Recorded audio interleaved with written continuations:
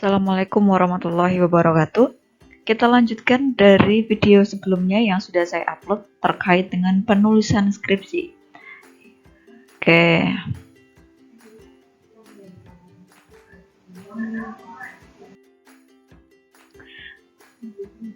Bab 4 ada hasil penelitian dan pembahasan. Bab 5 ada penutup. Kemudian yang terakhir adalah daftar pustaka serta lampiran. Masing-masing dari bagian-bagian ini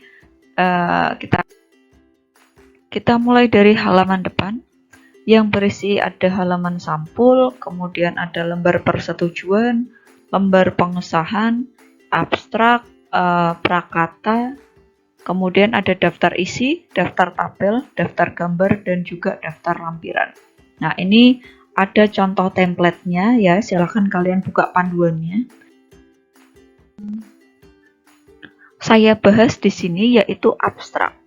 Abstrak merupakan ringkasan pendek hasil penelitian yang komprehensif. Artinya, abstrak ini justru ditulis terakhir.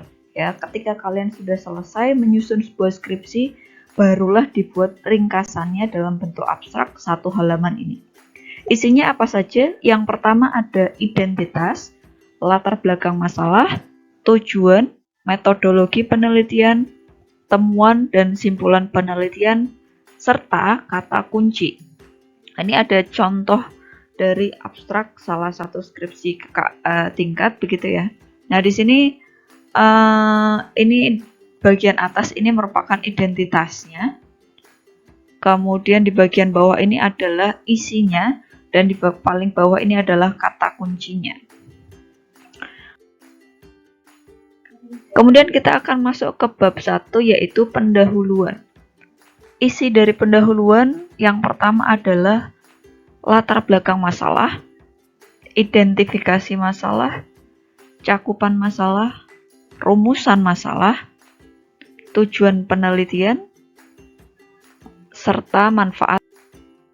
Kita akan bahas mulai dari latar belakang masalah. Nah, apa yang disebut dengan latar belakang masalah? Yaitu deskripsi mengenai kesenjangan atau gap antara kondisi ideal atau secara teoritis sesuatu yang diharapkan gitu ya dengan kondisi realitanya atau realistisnya berkaitan dengan topik penelitian. Jadi di sini pasti akan muncul data baik itu hasil observasi kita di bagian observasi awal begitu ya, atau data yang menunjukkan hasil penelitian orang lain yang menunjukkan adanya kesenjangan. Kesenjangan itu apa? Adanya perbedaan atau gap tadi.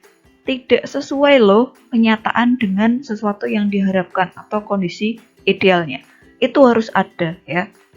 Jadi itu yang harus mendukung dan teori itu nanti dijabarkan, kemudian data juga dijabarkan untuk memperkuat masalah yang nantinya akan kita teliti. Bagaimana caranya menyusun LBM atau latar belakang masalah?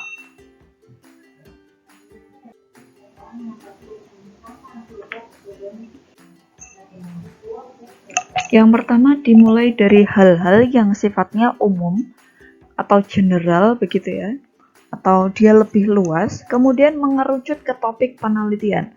Artinya kita bahas dulu hal yang agak luas, kemudian kita masukkan data-data maupun teorinya, baru kita kerucutkan ke topik penelitian kita.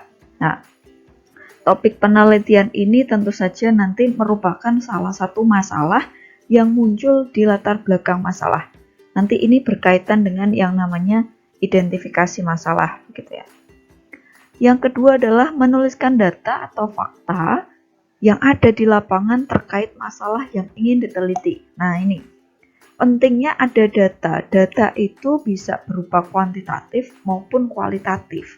Nah, ini akan lebih baik lagi jika disertai dengan bagaimana hasil penelitian orang lain terlebih dahulu, begitu. Jadi, datanya seperti ini, orang lain meneliti seperti ini. Ini akan menjadi analisis gap nanti ya. Jadi, waktu menyusun latar belakang masalah itu runtut.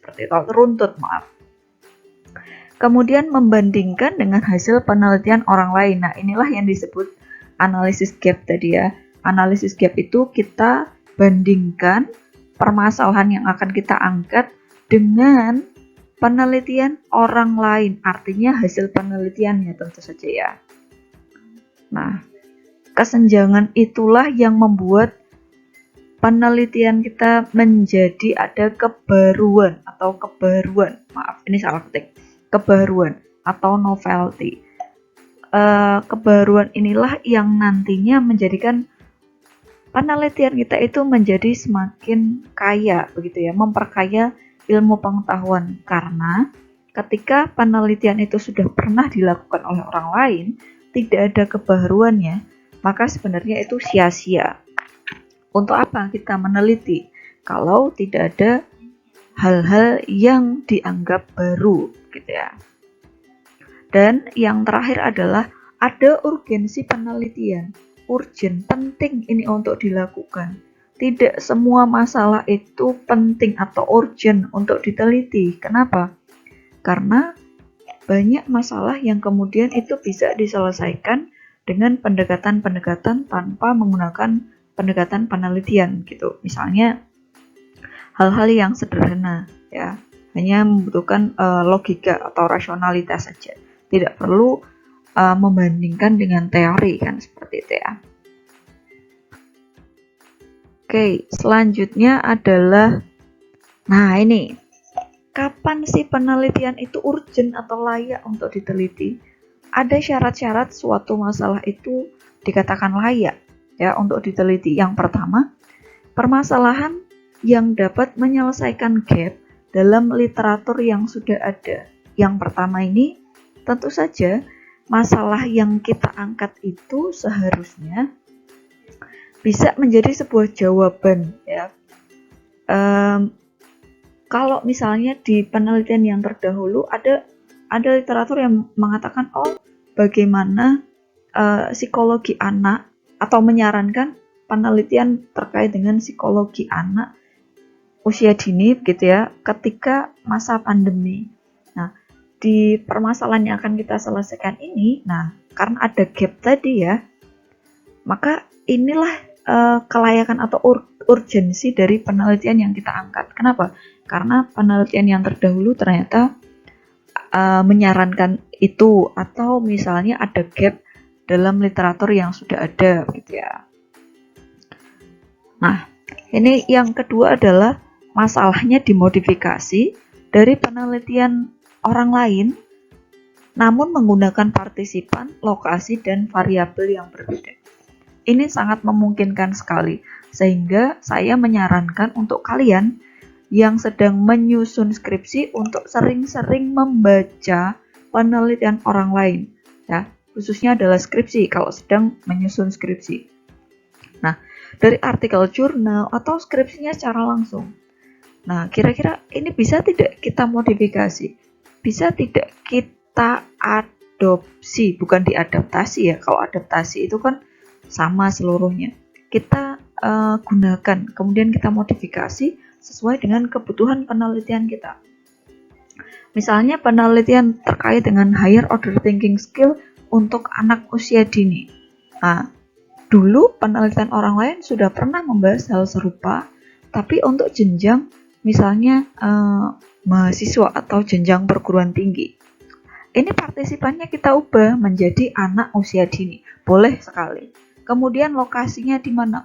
Ternyata di TK mana, misalnya di Ambarawa begitu ya. Kemudian variabelnya juga ada yang diubah. Variabel apa? Variabel penelitiannya. Misalnya variabel bebasnya ataupun variabel tarikatnya. Ini sangat memungkinkan sekali, dan biasanya ini justru akan disarankan oleh orang-orang atau peneliti di bagian akhir. Di bagian bab 5 ya, ada simpulan dan saran. Silakan kalian sering membaca dari situ. Kalian nanti akan mendapatkan banyak masukan, kira-kira apa yang bisa saya teliti, apa yang belum diteliti oleh orang lain, seperti itu. Nah, ini masalah yang diteliti sama dengan penelitian sebelumnya, namun lebih mendalam. boleh tidak Bu judul penelitian kita sama dengan orang lain ya, tapi apa yang kita laksanakan lebih mendalam? Boleh. Ya namanya judul penelitian itu kan tidak seharusnya memang dia mencerminkan isi begitu ya, tapi boleh tidak kalau judulnya itu misalnya sama, boleh, asalkan nanti ada tentu saja perbedaan terkait dengan misalnya ada partisipan yang berbeda atau pembahasan kita itu lebih mendalam. Variabelnya sama, misalnya variabel bebasnya adalah penggunaan APE untuk anak usia dini untuk meningkatkan kreativitas mereka. Nah, orang lain sudah pernah melakukan juga dengan APE yang serupa. Namun, bagaimana pembahasan kita itu ternyata berbeda. Penelitian dan juga karya ilmiah itu sesungguhnya merupakan sebuah seni tulis, ya, seni meneliti. Jadi, setiap orang itu punya gaya masing-masing. Nah, ketika kita membahasnya bisa lebih mendalam ya, kadang-kadang ada orang yang hanya membahas di luarnya saja, lapisan pertama. Mungkin kita bisa mengupas sampai ke lapisan ketiga. Misalnya kreativitas dengan indikatornya apa saja tadi ya. Oh, kalau orang lain indikatornya ada 3. Saya gunakan 4 atau 5 indikator, kemudian saya tambahi begitu ya dengan satu variabel bebas lagi misalnya. Boleh, sangat boleh. Atau membahas per individu atau per subjek penelitian kita, per sampel penelitian kita. Ya, kira-kira temuan-temuan apa yang spesifik jika kita bandingkan dengan penelitian orang lain tadi. Oh, ini kajian yang sangat mendalam sekali ya. Kalau misalnya kita mau menggunakan topik yang mungkin sama dengan orang lain. Nah, ini yang terakhir dan ini kadang mungkin lupa untuk diterapkan begitu ya. Masalah yang diangkat tidak boleh menyakiti atau ditolak oleh masyarakat. Artinya misalnya kita mengangkat satu etnis tertentu ya. Misalnya mengangkat tentang gangguan belajar anak ya. Si anak ini subjek penelitian kita tuh tadi mau tidak, orang tuanya berkenan tidak, secara etika dia mempersilahkan jika anaknya menjadi sampel atau subjek penelitian tidak. Kalau tidak boleh maka tidak boleh kita teliti. Jika tidak ada izin ya, maka izin di sini sangat penting sekali. Maka kalau misalnya tidak diizinkan, tidak boleh kita lakukan penelitian. Tapi kalau boleh diizinkan, barulah kita lakukan penelitian. Atau misalnya terkait dengan etnis tertentu begitu ya. Ada etnis di Indonesia yang mereka itu secara adat istiadat tidak memperkenankan orang luar daerah untuk meneliti mereka. Ya, mereka tidak mau dilaporkan kepada dunia atau dipublikasi begitu ya. Maka ya secara etika tidak boleh. Kita tidak berhak untuk melaksanakan penelitian. Atau secara etika misalnya cloning manusia. Nah, ini kan secara etika dan agama nggak boleh. Maka ini juga topik penelitian yang saya rasa menjadi pro dan kontra begitu ya. Maka daripada kita melaksanakan satu penelitian yang menjadi polemik begitu kan, maka lebih baik kita menghindari penelitian dengan topik-topik atau bahasan yang kira-kira akan menyudutkan orang tertentu. Atau misalnya kita meneliti tentang kebijakan. Nah, kebijakan tertentu begitu kan. Nah, kadang kebijakan itu kan sifatnya politik. Nah, bisa pro, bisa kontra. Nah, dalam hal ini nanti bisa jadi penelitian kita menjadi tidak objektif. Karena kita pro dengan partai tertentu misalnya, kita jadi menjelek-jelekkan kebijakan yang ada sekarang misalnya. Itu tidak boleh ya. Karena apa? Kita menyakiti dan kita sudah melanggar sikap objektivitas dalam penelitian gitu.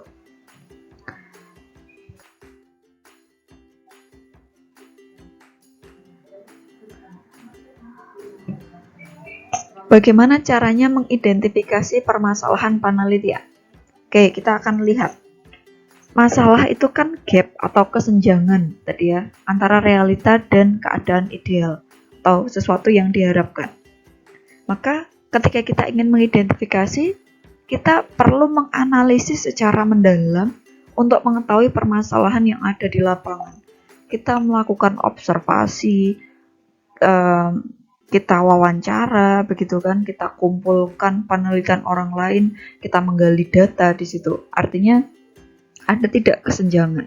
Oh, teori yang ini menyatakan kondisi idealnya seperti ini. Kok di lapangan faktanya seperti ini ya. Jadi harus ada gap, harus ada kesenjangan. Kemudian ide sebisa mungkin harus urgent untuk diteliti. Tadi ya, ada sesuatu yang urgent atau penting, ada kebaruan dari penelitian yang sebelumnya. Kemudian ide atau permasalahan penelitian muncul setelah mengidentifikasi berbagai pustaka. Bisa penelitian itu fungsinya untuk membuktikan teori. Nah, jadi kalau penelitian itu sifatnya kadang eksperimental, justru permasalahan itu munculnya dari teori-teori orang. Kita berusaha membuktikannya dengan perlakuan di sampel penelitian gitu. Itu sifat dari penelitian eksperimental. Kita membuktikan teori. Jadi sah-sah saja jika ada orang lain yang mungkin penelitiannya mirip, kemudian tadi partisipannya berbeda. Banyak penelitian yang seperti itu ya, tapi tolong kalau memang sudah banyak yang meneliti, walaupun itu diganti partisipannya ya, saya rasa nanti jadi tidak terlalu banyak manfaat penelitian kita untuk ilmu pengetahuan kan gitu. Cari sesuatu yang original dan belum banyak diteliti sehingga nanti apa yang kita temukan dari penelitian itu bisa menjadi hasanah baru. Kayak. Jadi di sini penelitian bisa permasalahannya itu muncul dari fakta di lapangan, bisa dari pembuktian teori. Nah, makanya saya selalu menyarankan kepada kalian untuk sering-sering membaca. Oke. Permasalahan selanjutnya diberikan solusi untuk dipecahkan melalui penelitian. Nah, ada masalah yang tadi kita gali, ya, baik itu dari teori-teori, dari gap, gitu kan, atau dari lapangan. Kemudian solusinya apa? Kira-kira kalau saya berikan solusi ini dari teori ini, bisa tidak? Kita nanti buat kerangka pikirnya, kita buat hipotesisnya, barulah kita nanti akan buktikan melalui penelitian. Boleh tidak hipotesisnya ditolak atau diterima? Itu nanti tergantung dari temuan kita ya. Tapi kalau saya tidak selalu memang penelitian itu bisa menerima hipotesis. Kadang ada penolakan hipotesis, ada juga revisi dari hipotesis. Tapi saya rasa itu sah-sah saja. Dan yang terakhir, permasalahan yang akan diteliti harus sesuai dengan ruang lingkup tertentu atau spesifik. Penelitian kita, karena misalnya kalian bidangnya adalah pendidikan anak usia dini, gitu ya, pendidikan guru untuk PAUD, maka silakan cari ruang lingkup penelitian yang memang spesifik dengan bidang yang sedang kalian teliti. Apakah medianya untuk anak usia dini, apakah tumbuh kembangnya, apakah misalnya gangguan belajarnya, atau multimedia dan lain sebagainya. Silahkan kalian tentukan sendiri, tapi pastikan bahwa sesuai dengan ruang lingkup bidang ilmu kalian, gitu ya. Jangan melebar. Misalkan kalian mau meneliti tentang sains, boleh, tapi harus disesuaikan lagi bahwa saya ini adalah calon guru AUD, begitu kan, anak usia dini. Silahkan kalian pastikan juga bahwa sains ini, percobaan-percobaan sainsnya juga cocok untuk anak usia dini, begitu ya. Identifikasi masalah. Identifikasi masalah adalah paparan sejumlah masalah, ya, masalah yang tadi sudah muncul di latar belakang masalah. Kita identifikasi karena hakikatnya di latar belakang masalah ini tidak hanya satu masalah munculnya. Saran saya setiap paragraf itu muncul masalah, setiap paragraf muncul masalah gitu ya. Bagaimana memunculkan banyak masalah? Ya, tentu saja di sini kita harus memiliki pola pikir dari yang sifatnya general, kemudian nanti kita tarik atau mengerucut ke hal yang lebih spesifik terkait dengan topik penelitian kita. Nah, beberapa hal yang bisa diidentifikasi sebagai masalah nanti kita tuliskan di bagian identifikasi masalah. Memang tidak mudah untuk mengidentifikasi masalah, menuliskan latar belakang masalah gitu ya.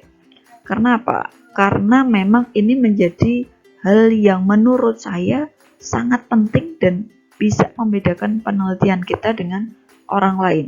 Sehingga untuk meneliti dan menyusun karya ilmiah itu dibutuhkan keterampilan. Kalau kalian tidak mencoba, Allah bisa karena biasa begitu kan. Ya, kalau kalian tidak mencoba untuk menulis hanya di awang-awang saja, maka mustahil akan selesai skripsi kalian. Mustahil akan selesai proposal yang kalian susun kan begitu. Jadi silahkan mulai kumpulkan tekad, motivasi diri kalian sendiri untuk menyusun proposal sehingga sesegera mungkin kalian bisa di ACC atau disetujui untuk mengambil data. Oke, kita kembali ke identifikasi masalah ya. Bahwa identifikasi masalah ini fungsinya untuk menemukan sejumlah masalah yang harus didasarkan pada teori utama yang dipilih. Nah, serangkaian masalah tadi seharusnya kembali lagi kepada teori utama atau topik penelitian kita ya. Topik penelitian kita terkait dengan kreativitas. Banyak sekali masalah yang muncul di situ. Nah, nanti kita akan batasi ya cakupan masalah. Ini lebih ke pembatasan dari masalah-masalah yang sudah kita identifikasi. Nah, di cakupan masalah ini ya merupakan fokus masalah yang sudah kita identifikasi tadi, kita fokuskan mana yang akan kita pilih untuk diteliti. Tentu saja pertimbangannya adalah pertimbangan metodologis ya, keluasan masalah, kelayakan masalah untuk diteliti, maupun teorinya. Nah, kekhasan bidang kajian, faktor atau elemen yang dominan. Kemudian nanti kita ingin selesaikan dengan metodologi penelitian yang mana? Pendekatan penelitian kualitatif kah? Kuantitatif kah? Atau misalnya kita akan selesaikan dengan pendekatan mixed method seperti itu ya. Jadi kita di sini membatasi diri agar tidak semua masalah yang muncul itu kita selesaikan. Tentu saja dalam hal ini fungsinya adalah untuk mengefektifkan dan mengefisienkan karya ilmiah. Kita dalam satu kali penelitian tidak mungkin menyelesaikan berbagai macam masalah. Apalagi untuk penelitian pemula seperti kalian ya. Skripsi tidak mungkin menyelesaikan banyak masalah, sehingga kita harus memfokuskan diri. Oke, selanjutnya adalah rumusan masalah. Bagian yang berisi rumusan permasalahan yang akan dijawab dengan data yang diperoleh dalam proses penelitian. Nah, rumusan masalah ini ditulis dengan kalimat tanya yang spesifik, operasional, sehingga harus bisa diamati dan bisa diukur. Artinya, permasalahan tadi yang ada di cakupan masalah, kemudian kita rumuskan dalam bentuk kalimat tanya. Nah, kalimat tanya di rumusan masalah ini nanti sinkron dengan tujuan penelitian. Tujuan penelitian ini ya, maaf. Kemudian di bagian metodologinya juga harus sinkron begitu. Kemudian di bagian hasil dan pembahasan, temuan-temuannya apa, kita membahasnya harus sesuai dengan rumusan masalah. Dan juga simpulan begitu. Jadi ada sinkronisasi isi dari karya ilmiah yang sedang kita susun. Oke, kemudian adalah tujuan penelitian. Pernyataan mengenai apa yang akan dicapai berdasarkan rumusan masalah. Nah, kalau di rumusan masalah tadi kalimatnya tanya, kalau di tujuan ini kalimatnya berupa pernyataan, ya, bukan lagi kalimat tanya. Dan masih menggunakan kata operasional, artinya bisa diamati, bisa diukur, ya. Ada menguji, menganalisis, membedakan, membandingkan, menentukan, dan lain sebagainya. Ada kata kerja operasional. Selanjutnya adalah manfaat penelitian, yaitu manfaat yang sifatnya ada dua, ya, ada secara teoritis maupun praktis. Nah, dalam menulis manfaat penelitian ini,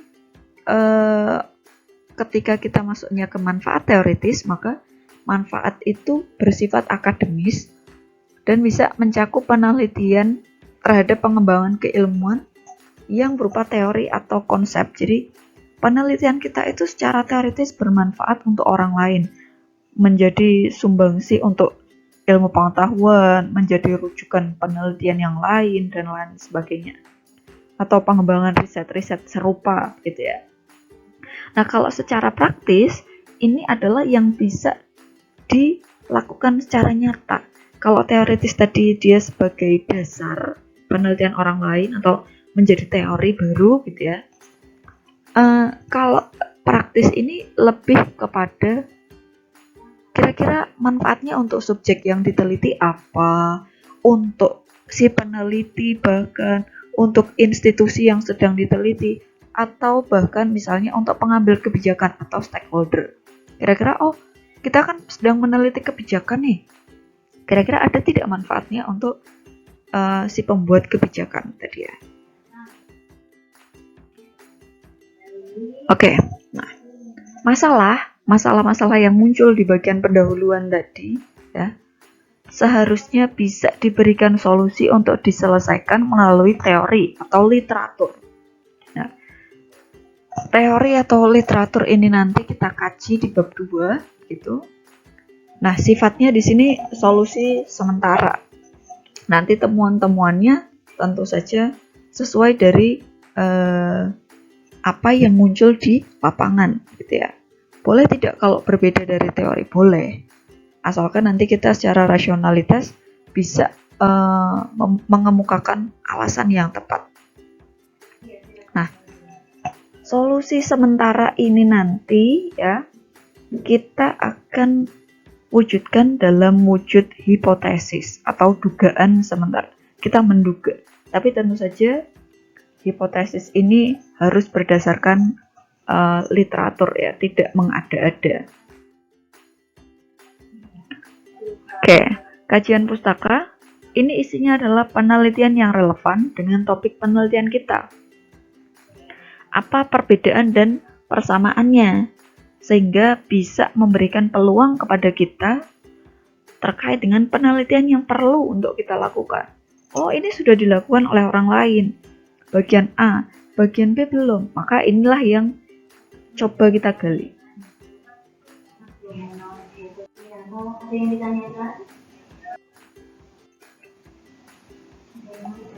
Oke, selanjutnya adalah kerangka teoritis. Kalau yang kajian pustaka tadi penelitian orang lain yang relevan, tapi kalau yang kerangka teoritis ini adalah teori-teori yang relevan dengan variabel penelitian yang berasal dari sumber pustaka mutakhir. Jadi di sini kerangka teoritis ini adalah teori-teori yang berhubungan dengan, lebih mudahnya adalah judul begitu ya. Tapi saya lebih enak mengatakan topik penelitian yang sedang kita teliti. Topik kita itu apa saja, sehingga di kerangka teoritis ini harus dimunculkan. Minimal sesuai dengan judul lah. Ya, misalnya penggunaan APE dari limbah plastik bekas atau limbah plastik untuk meningkatkan kreativitas anak usia dini. Maka paling tidak di situ nanti muncul yang namanya anak usia dini itu seperti apa karakteristiknya, atau pembelajaran di PAUD itu seperti apa, kemudian APE tadi apa gitu kan, dijelaskan. Kemudian juga kita jelaskan tentang kreativitas. Nah, di kerangka teoritis ini kita harus memunculkan indikator yang kemudian nanti di bab 3 akan kita susun menjadi instrumen penelitian. Nah, ini ya.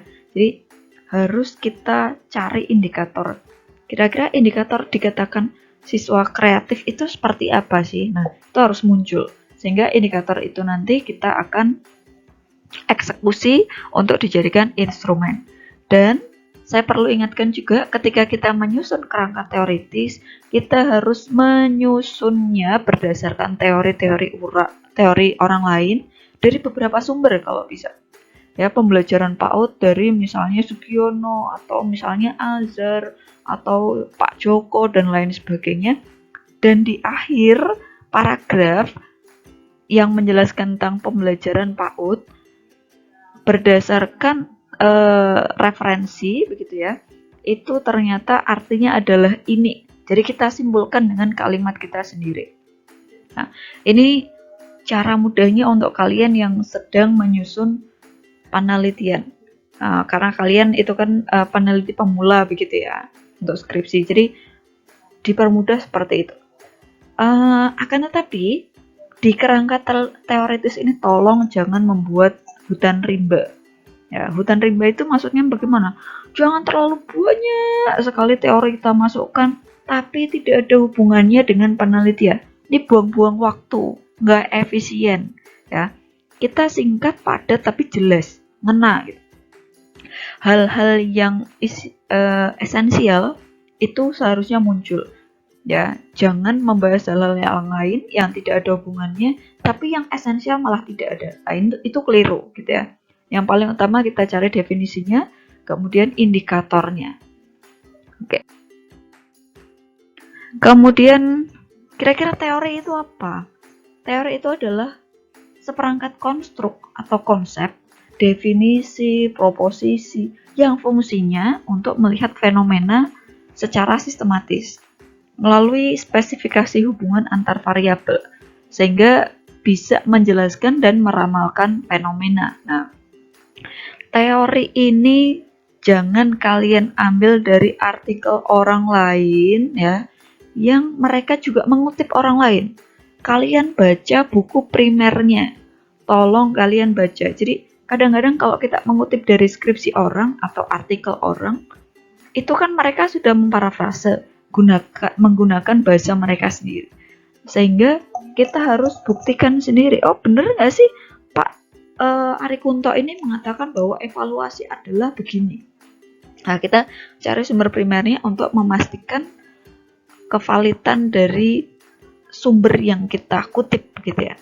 Dan pastikan apa-apa saja atau teori apa saja yang kita kutip itu harus kita cantumkan di daftar pustaka. Ya, ini etika penulisan karya ilmiah. Karena apa? Karena yang namanya mengutip itu berarti kita menghargai dan kita memberikan pengakuan atas hak atau kekayaan intelektual orang lain. Itu kan punya orang lain, maka ketika kita mengutip atau menggunakannya, justru kita harus cantumkan kutipannya dan juga tuliskan sumber ini di daftar pustaka.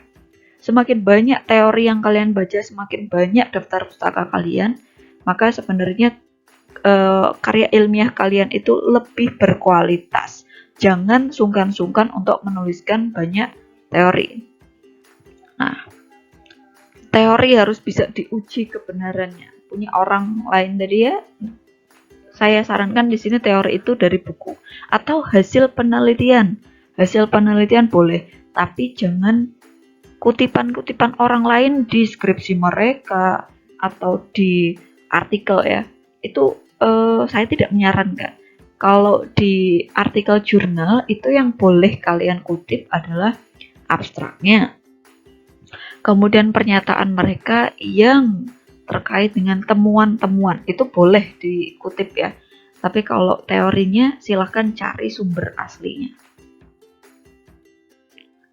Oke. Nah, setelah kita menyusun kerangka teori tadi ya, kerangka teoritis, sekarang kita akan menyusun kerangka pikir.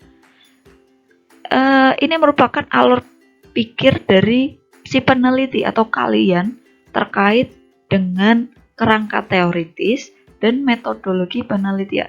Dan ini nanti bentuknya adalah bagan serta penjelasan atau deskripsi begitu ya, paragraf.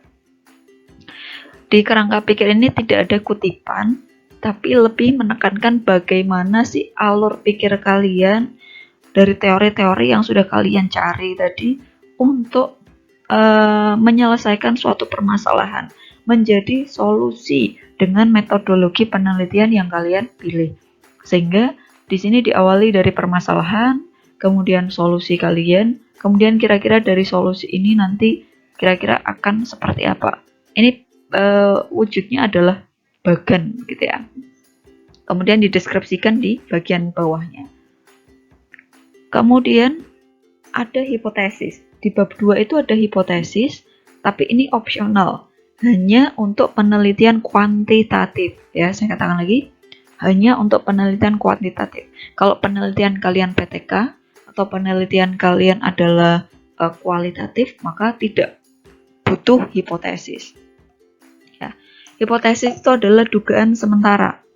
Pernyataan yang diajukan oleh peneliti didasarkan pada kerangka pikir dan merupakan jawaban sementara dari rumusan masalah. Nah, hipotesis ini nanti harus bisa diuji kebenarannya secara statistika. Nah, kalau ada hipotesis, nanti ada yang namanya hipotesis deskriptif, jadi kalimatnya seperti apa, dan hipotesis secara statistik. Nah, kalau kalian nanti menggunakan pendekatan kuantitatif, maka silakan nanti kalian kuasai juga statistikanya, gitu ya.